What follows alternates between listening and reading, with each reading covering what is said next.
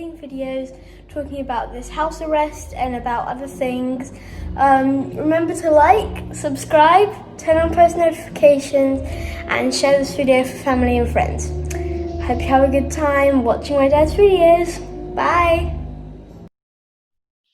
Hi guys, I've got a video here that I've picked up that's basically backed up what I've been saying for the last 12 to 14 weeks, but it's always good to hear it from another perspective to back up what I've said. You know, I've always said it's good to have different views as to what's happening, but looking at the same truth rather than what the mainstream media is choosing to put out there.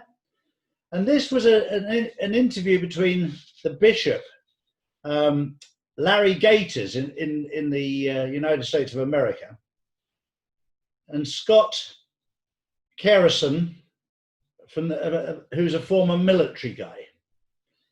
He has his own YouTube channel called Bards of War. But it's always interesting to listen to other people's perspectives on the same subject. And I've said this many times about my view of the Mediterranean is from my house. It's beautiful. The sun is shining on it. It's a stunning view. And yet, if you're a diver 20 meters below the surface, you have a different perspective, but it's the same body of water. So it's very important to look at it from different perspectives. And this gentleman, obviously, he's very well connected in his field.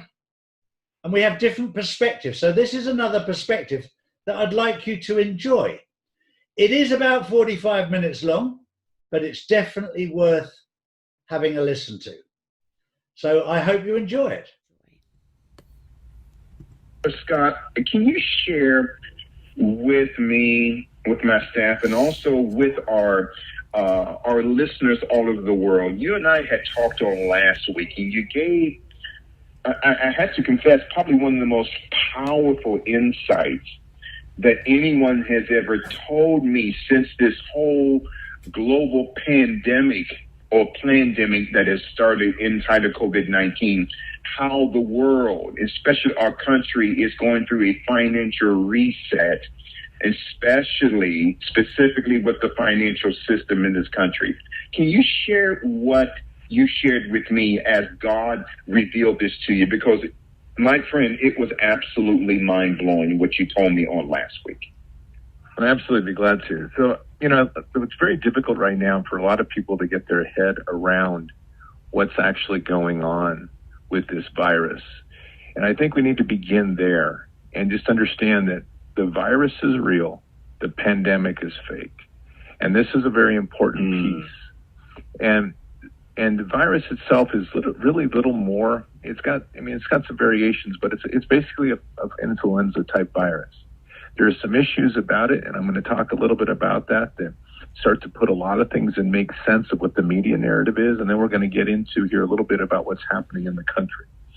So to understand, first of all, that this was a organized plan that was launched to destabilize the global economy and ultimately to prevent the full revelations of what is coming on the evil of what Hillary Clinton, what we now understand is WHO organization, World Health Organization, and Human Rights Council, and what they have been involved in on a global level to, quite frankly, execute a eugenics type program on a global scale. This has also been timed strategically to try to impede President Trump's re-election chances at a very strategic moment to try to prevent him from having rallies and simultaneously collapse an economy that in their hopes would make it unrecoverable and open the door towards their candidate and force socialism within the country by collapsing the economy and everybody's savings to such a degree that the only thing left would be paper money printed out of the Federal Reserve that people would have to become dependent on. And as we have seen with this virus, one of their other master plans was Bill Gates' draconian vision. I swear Bill Gates is little more than another Mengele in disguise. They wanted to have mandatory vaccinations on a global level, which would include an RFID tagging of everybody, so that they then could put them on a global grid. So just to paint that picture very quickly, as it appears, and this is assembly of a lot of information, a lot of people I've talked to, there seems to be basically 3 or 4 levels to what we would call the pandemic. The virus was released. It looks like it was probably originally seeded into the population somewhere around November or December. Then Nancy Pelosi then releases the articles of impeachment on January 15th, which creates all of this media focus in that direction, while they bring in on the same day patient zero, for what they are going to call patient zero, gets discovered up in Seattle. Now, in their plan, the virus has already been started somewhere early on. Now they identify patient zero, and this thing starts to move. But the world's attention, the media's attention, trying to keep everybody away from that and focusing on this fake impeachment trial. President Trump was ahead of it. They blocked the entrance from China. But the biggest part about this virus is it's emotional. It's the emotional fear. So that people would believe, because it can literally be tagged. I mean, you can do a test to see that it's there. But worse yet is that to complicate and spread the fear, the test kits that were coming in from China were corrupted with the virus, meaning that they would create effectively a false positive, meaning anybody that didn't have it would test positive, but at the same time, they would put the virus in somebody's body by putting it in a swab in their nose. So the entire thing was a setup to spread the virus, to create the fear of pandemic. The virus itself doesn't have that much lethality. It's as with influenza, it targets primarily those of weakened immune systems. But that's enough to get the scare going. Then comes the next wave, which is as the media spins up the fear and spins up the need to have ventilators, there's suddenly not enough ventilators, okay? Well, the ventilator actually is the trap. As it appears now, is what they did is they pushed for a cure that was actually going to result in more deaths. Whatever this virus does, it has to do with oxygenation within the cells. As you use a ventilator, it actually complicates the issues of the virus. But we need to look at what's happening at the hospitals. The hospitals are using, the scam is so deep and it's so massive, it's hard to get our head around all of this. As the virus moves through, the hospitals then start coding people with COVID, just even if they're suspect of it, because that translates to more federal money. If they put them on a ventilator, they get 3 times more money. So they spin up a call for ventilators, but in previous administrations, the states have never stockpiled the needed supplies they said they needed. And the media starts calling for things that they knowingly know are not in the system, perpetuating the fear. As you perpetuate fear, and hospitals are making a ton of money, and it's going out the back door, most likely into politicians' pockets, you're creating a state of fear that is collapsing the economy by a natural state. People cease to want to participate in the economy. And so you drive the economy down, and the theory was to push President Trump's hand to such a degree that he would effectively have to install draconian measures, basically martial law, that would crush the economy and have no recourse but to put people on some form of a socialized subsidy, and then wipe out any of his economic gains, separating his base, and ultimately allowing them to assume power and continue their march towards destroying the United States and reestablishing a new world order. So this is so that's what happened with the launch of the virus in a very simple sense. Okay. Now we look at the Patriots counterattack, which is quite frankly at a level of genius that's unimaginable. They identified that one of the greatest threats in this system, and this is what is really hard for people to understand, to really get their head around, is our medical system itself was weaponized.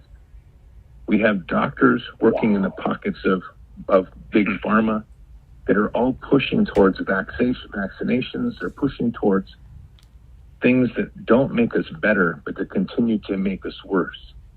There is more in the system that we were living under. There is more money to be made in disease than there is to be made in the cure. So what we see here is the military interceding in 2 critical areas. all over the country, they build extra medical facilities, which immediately assuages the fear of people. As the media is spinning fear, the National Guard and Army or Corps of Engineers are rapidly building hospital bed facilities.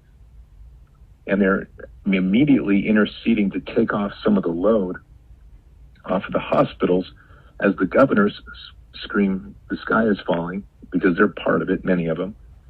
And they're saying, we're going to have all these patients. And so they immediately step in to take the load off of the hospitals so that the hospitals could deal with this supposed threat of COVID wiping out half the population, which never manifested.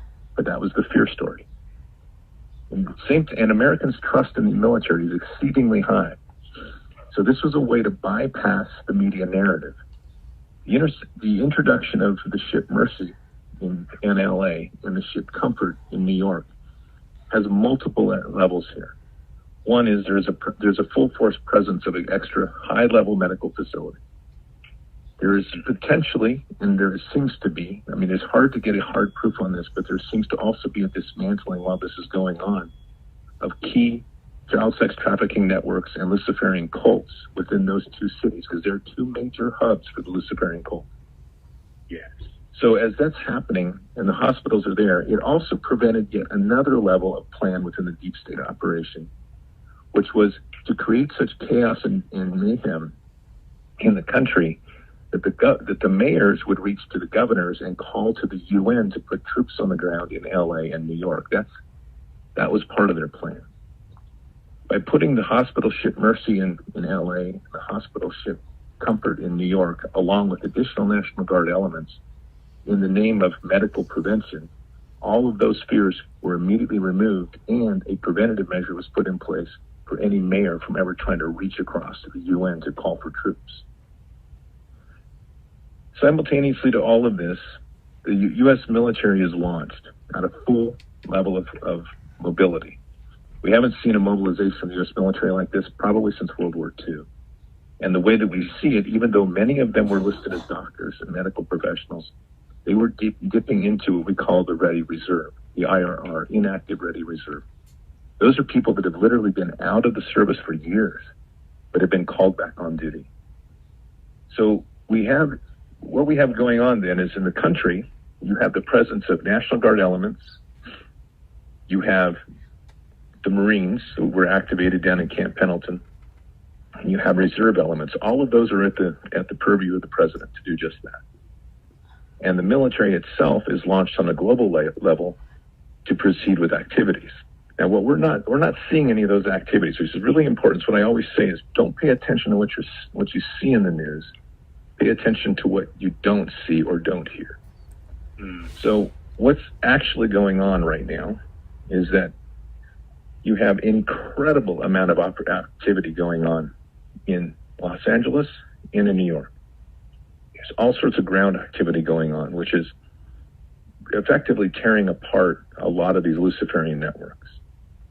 But at the same time, the military is on a full-out war, offensive war, against the drug cartels and the human trafficking networks that are centered from Mexico south into Central America and hubbing out of Venezuela.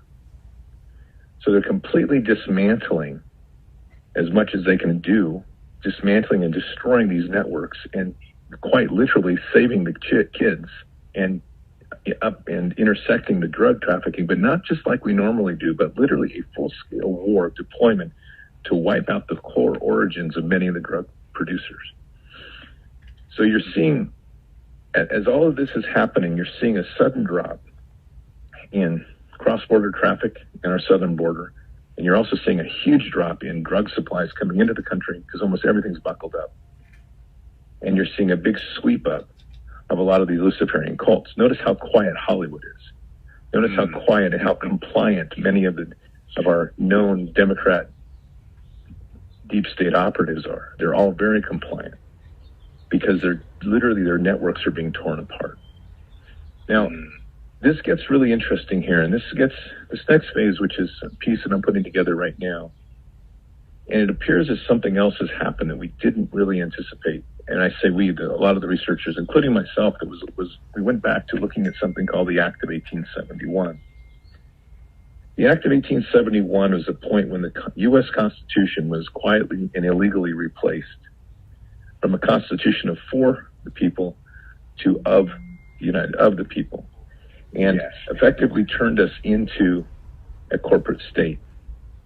The assumption was that President Trump was returning us back to the pre-Constitution of 1871. And while that may be where we are going, I'm almost certain at this point in time that has not happened for a very particular reason.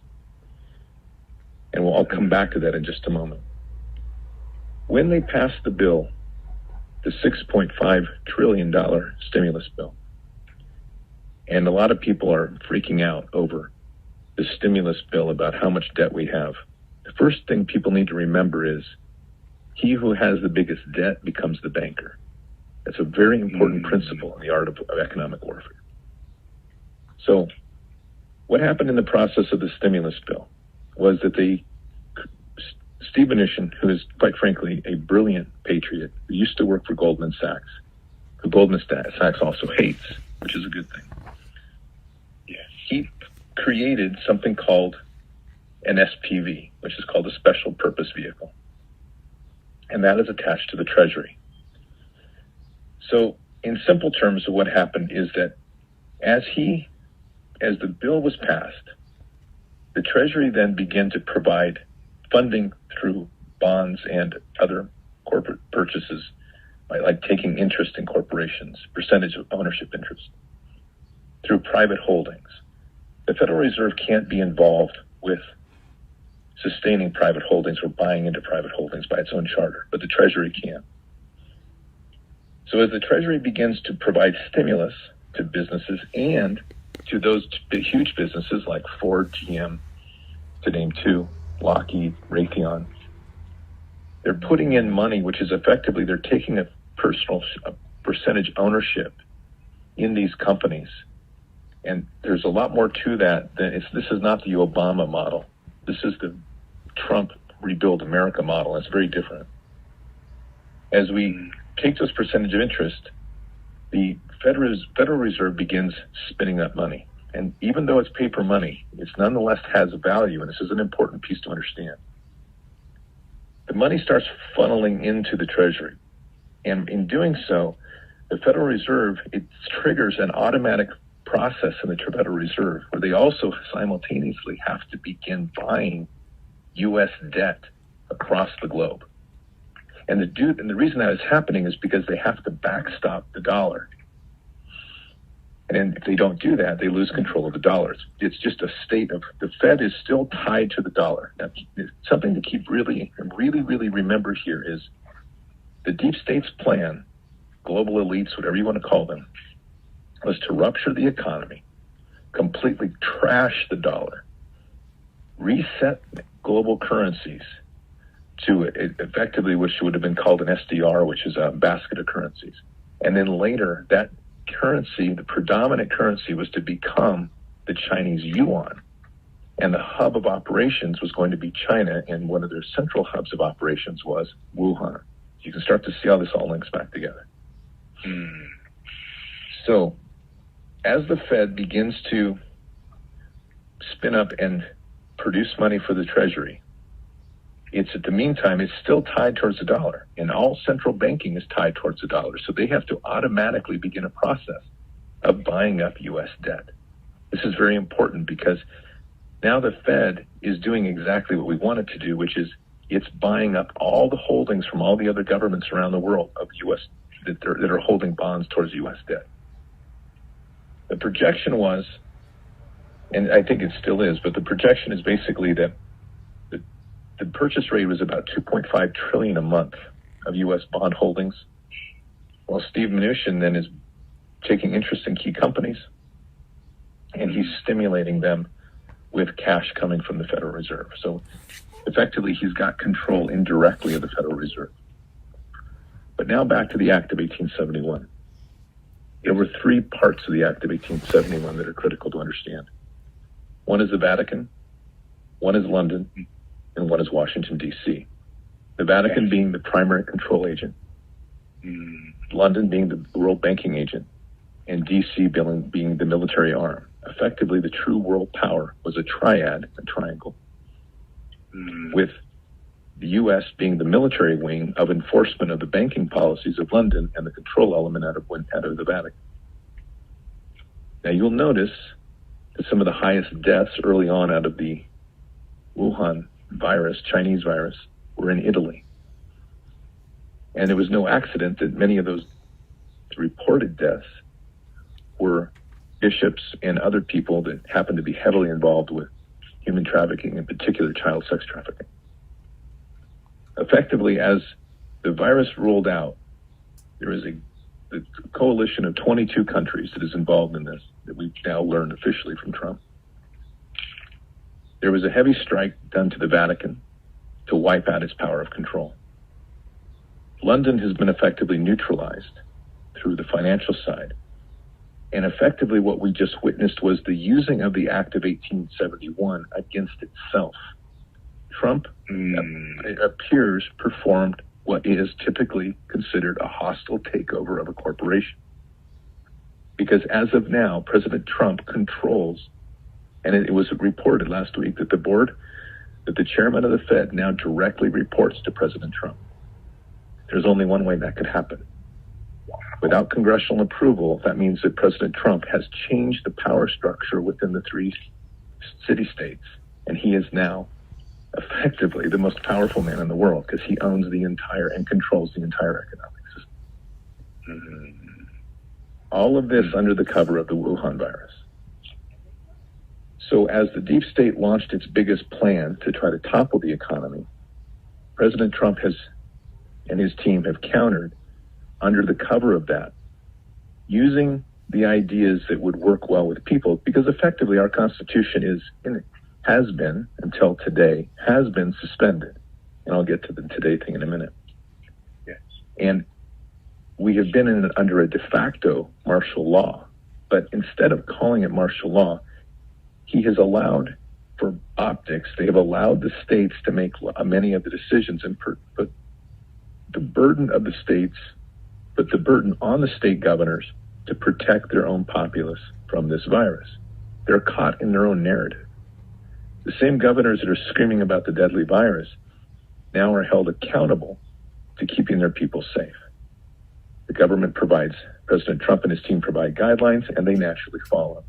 So part of keeping people in their homes and out of the way has also been to prevent false flag attacks, to keep people clear from any, if necessary, military operations, and to keep the news cycle and the government locked into a perpetual narrative of talking about this coronavirus.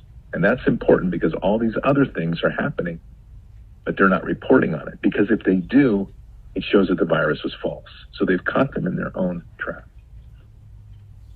As we proceed here, what has happened? We're into day 30.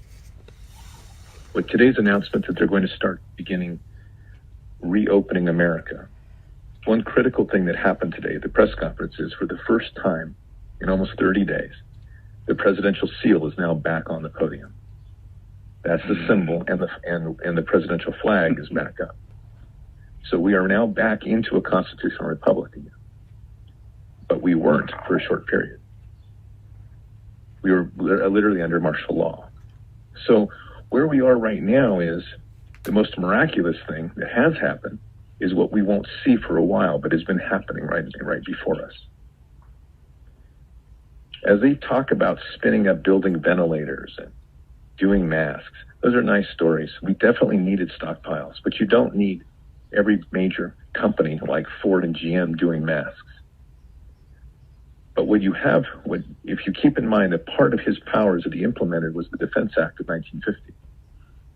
That act gives him the power to literally seize and control any corporation that he wants and direct them to exactly what they need to produce for the state, for the sense of national security. It's very important. Because where our economy was in a state completely owned and controlled by the Chinese Communist Party. We have politicians, most of the Democrat Party, in fact, is on their payroll. We have key governors. That was talked about early on by Pompeo. at the governor's conference, key governors that had been owned by the Chinese party. We have corporations that are owned by significant share. And the Chinese got very smart. They learned that if they were trying to buy majority share, that they would get blocked. So rather than buy majority share, the Chinese were buying into 30 and 45% share of a company, stealing their technology, but having enough economic leverage that if the companies didn't abide by what they said, they would tank the stock. So they did an indirect attack on most of our major corporations. What we're witnessing here through the Act of 19, the Defense Act, is that they're cleaning out a lot of that.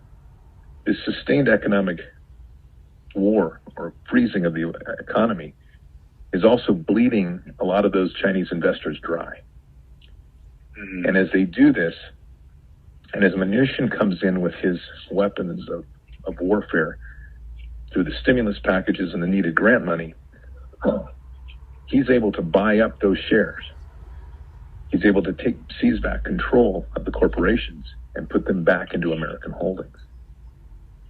So in literally a span of 45 days by the end of April, President Trump's team, meaning 45 days from the time that we went to a national state of emergency, 30 days today actually, they have done the impossible, which is they've completely shifted the global economy to strengthening the dollar, wiping out two of the power centers of the triad, putting all the power back into President Trump's hands, including control over the Fed.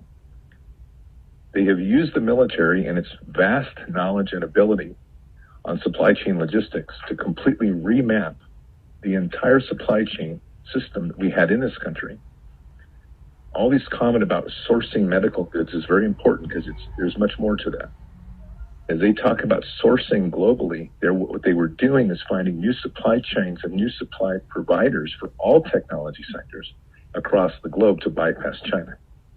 And the Defense Department was brought in to use some of its most sophisticated tools, which it uses regularly to track, because of national security issues, every single screw and washer on up to the biggest parts in an aircraft, ship, any component we have, has to be tracked from origin to delivery with exact knowledge of what every piece of metal material was used, so that if there's ever a problem, no matter whether it's a washer, a rivet, or a major component, it has to be tracked back to that manufacturer in an instant.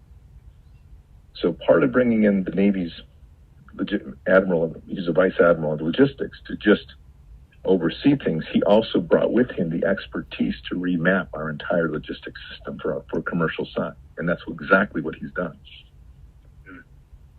So we have reset our entire economy and in the basic structure of it in 30 days. And so this next phase, which is now reopening America, is a slow phase towards key factors.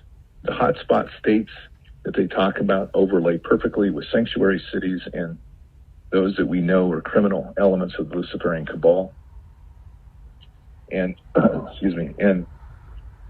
so you have, those states will be the slowest to open up. And then the main body states, as they open those up, each one as they open up is going to have a logistics system that's going to be geared towards retooling, rebuilding, and re-energizing America outside of Chinese control. This is massive. It's never been thought it could be done, and they just did it in 30 days. So that's kind of it in a nutshell. It's a lot that's gone on. This is so mind-blowing.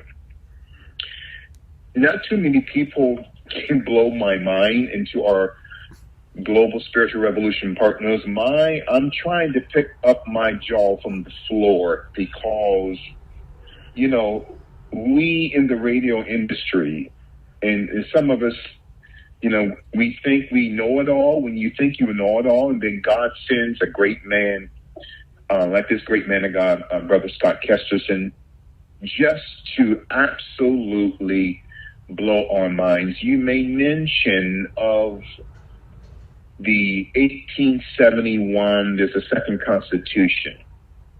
Right. And you made mention of this three-tier power structure. Washington, D.C., the military and industrial complex, the city of London, the financial hub of the world, in the Vatican. Back in 2018, man of God, the Vatican, through Pope Francis, had signed an agreement with Beijing, okay? And that was the same year that the COVID-19 virus was sold from the Novartis AG group to the Wuhan Institute. And the same year that Pope Francis had signed on the dotted line with President Xi Jinping in the Chinese government. And you made mention of this three-tier power structure. In 1871, correct me if I'm wrong, man of God, but I believe in 1871, Pope Pius was the Pope during that time in 1871 who wanted to incorporate the United States of America. And again, it seems like, and man of God, what you said, I'm about to burst because with joy and with gladness, because you are on a level that very few people can operate on. We have with us Brother Scott Kesterson, a man of God for this hour, and please go to his website right now. Very anointed website. Will give you instructions how to support him financially, bardsofwarfilm.com. Again, quickly, beloved, bardsofwarfilm.com. But the Vatican, in cahoots with China, and it seems like that President Trump wants to return us to that original document in 1776. Am I correct in saying this, man of God? Yes, you are. And I think that the problem people are having is and I'm actually finishing a podcast, which will be out tomorrow morning on this exact thing, is to really grasp how far over the cliff we were.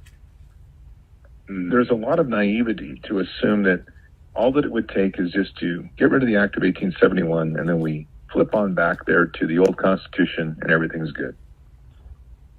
But you can't do that when every single aspect of your economy has been wired towards a global economic system that is backed by Luciferian elites, that is controlled in directly or indirectly by a mafia-style organization that roots itself in the Catholic Church with the Jesuits, that then links to London, that has enormous control both politically and financially. And all of that is woven around a global media structure that literally controls the terrain of people's minds. So in a podcast I just put out on Tuesday, which is titled Learning to Listen. And just so people know, you can find podcasts on the YouTube channel of Bards of War. That's where they all are right now. There's a new podcast channel that's building up right now that I'll talk about at the end. But the key here is that when you look at the fact that the entire global economy was shut down based on what? Fear. We didn't have any solid proof, but all proof we had was based on the media screaming pandemic, pandemic, pandemic. And what's most disturbing about that is how willingly and compliant the global population was to literally being told by their officials, we have a problem, go in your house and lock up. I mean, I'm oversimplifying, but that's basically what happened. And there was no protest. There was no demanding of hard proof. There was no insisting that we talk about modern medicine, which is actually localized control measures rather than global control measures. It was just immediately lock up and hide. And if people were listening, none of it made sense. And this is intentional on President Trump's side, but it was to catch the media. And this will show more as we go. But where we are right now is that when you look at this virus, and I want to kind of go back to that real quickly, there are many levels of this virus, and there is a bigger threat than the virus itself, and its frequency. And this is where this next level of threat really was. So if you water down all of their requirements of, prevent the spread stuff, wash your hands, wash your surfaces, keep yourself clean. Masks are optional, but if you want to wear a mask, you can make anything out of a mask and wear it on your face. And then the one thing they keep stressing, which is this social distancing and don't shake hands. Okay. So this is going to lead all back to your statement. So just bear with me a minute. What it appears, and I've talked to a lot of people and I've done a lot of research on this, it appears that we're all infected with something that's not the virus. But when I say infected, we all have in us some form of what is a nanotech, most people would call smart dust, or is commonly called smart dust. Smart dust has been seeded in the atmosphere forever.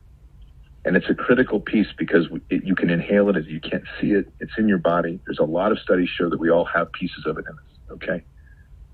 So what it appears is that the virus somehow, this actual virus that is moving along somehow can work with smart dust. And the science of this is sketchy for me, but I have actually studied it, especially when I worked at one of the government labs. There was a thing that they were working on, just known and open source. It just came out, in fact, on the X-22 report. Of all things, the guy talked about it the other night. I was so happy to hear someone else mention it. And it's a nanovirus. Okay, so it's effectively an engineered virus. And why this is important is they appear to have used smart dust in this living virus. The virus creates the fear, but everybody already has this smart dust in them. The infection continues to grow. The fear part of it, what the fear component is to drive you to the willingness to accept mandatory vaccination. This is really important. And this is the Bill Gates draconian rule the world thing, and it's worse than anything we can imagine. Because once you get the vaccination, whatever agents they put in that vaccination help, as I understand it, may actually help bond those two elements, the virus and the smart dust. And then you add an RFID tag. Now, those three things then work in unison. And it's what we call, but it's much more complicated than that, where everyone's looking at 5G. Well, it's not just 5G, it's frequencies. Because frequencies aren't limited to your 5G tower. Frequencies can come from space. And so, like satellite-based. So the idea would be to be able to control the entire world population on a grid that would be run by an artificial intelligence system that was built and has been tested thoroughly in China, built by Google. Let's keep that in mind. And now every single person has an RFID tag in them. It's bonded to your RNA, and you've got a virus and a smart dust in you that can be activated and cause anything from cognitive dissonance, extreme ADD, all the way down to complete system failure, meaning you die. But the biggest piece is they control you. And the other part of controlling you is that you become dependent on a socialized system. So if you don't comply with what they want, i.e. the Chinese, what they call a social credit score, they simply cut you off the grid and you no longer have access to your money, food, or government services. They just starve you out. This was their vision, and they were to appreciate how close they were. Had we not had President Trump, they'd already be rolling out mandatory vaccinations. In fact, the one thing people need to be very aware of right now, and I mean aggressively fight this, at whatever cost. And I don't advocate violence, but I'm going to tell you, watch your state governors, because the evil ones, and they are the ones to watch right now. This fight has moved from federal to state, and you need to pay attention, even down to your county. Because even in my county, we had a doctor spurred up who's on the county board who's claiming we have to have vaccinations.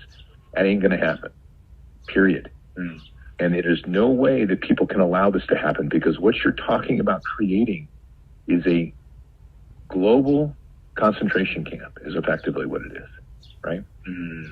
So back to your point, the Act of 1871, I have no question, no doubt in my heart that we are going back towards an original constitution.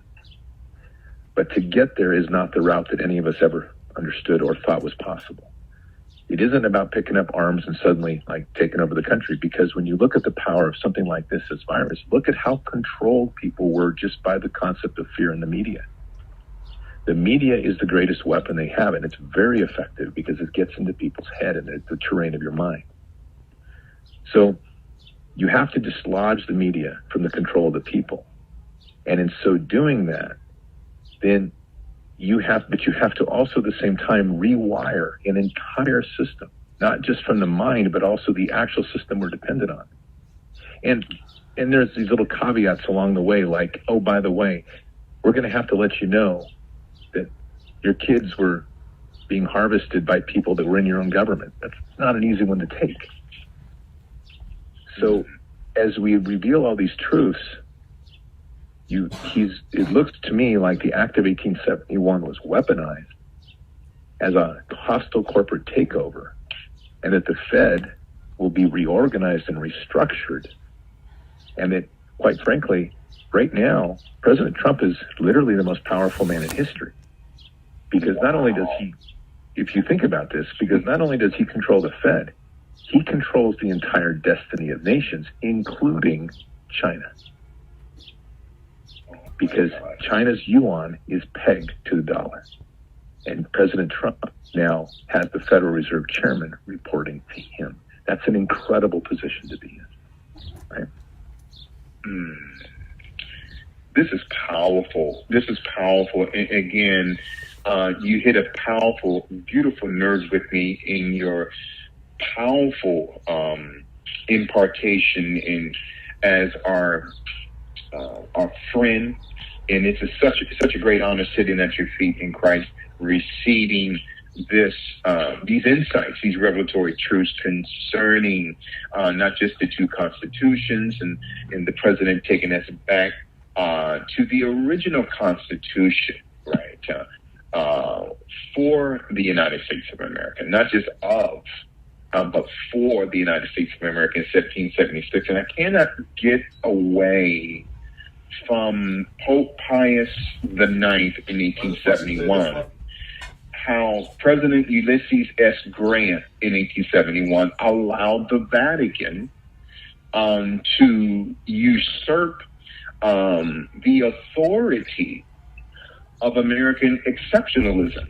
And so now, you talked about 10, 15 minutes ago about, again, this three-tier power structure. There is a crown many of the popes used to wear, going back to as early as 1302. There's a term called unum sanctum that Pope Boniface the Eighth had sent out a global decree that all souls belong to him, and that Pope Boniface the Eighth, had created what we call today the birth certificate, right? Which it represents a bill of lading. And to our listeners, this is what Brother Scott is doing. He's taking this to another level. So this birth certificate, not to get away from the essence of COVID-19, but in the psyop of Pope Boniface VIII, who in 1302 through unum sanctum, which means that every soul was to be a registered property to the Vatican. And I've got some close Catholic friends who are priests in the city, and they've told me many times not to trash Pope Francis, but every piece of birth certificate is lodged in the Vatican Bank.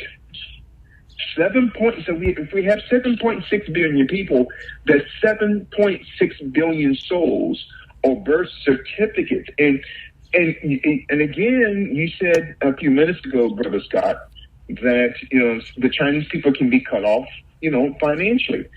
So this system that the Vatican instituted, going back to 1302, that the birth certificate represents a bill of lading, that unless the parents sign that certificate, that child will not have a right to the benefits of the state. We're talking about a birth certificate, the social security number, right? A driver's license, a state ID, the ability to work. And so then this 1871 Second Constitution through Pope Pius IX, that I believe that the Vatican order was probably one of the major powers that had President Lincoln assassinated. What say you about that? Not to get away from COVID-19, but you have opened up a powerful Pandora box of 1871. Manica, what say you? Well, I think you're onto something here very much. I mean, when we look back at the Pope, Pius, it's interesting his involvement with the bishops at that. Right. I've stopped it there because it goes on a lot longer, but that's enough for now, just to give you another perspective on what is going on. And I hope you enjoyed it, and I hope it sort of confirms certain things that I've said to you. There's a lot going on behind the scenes, and as we can tell you more, we will tell you more. But I hope you enjoyed it. And remember, don't worry, Jesus loves you, even if everybody else thinks you're a twat.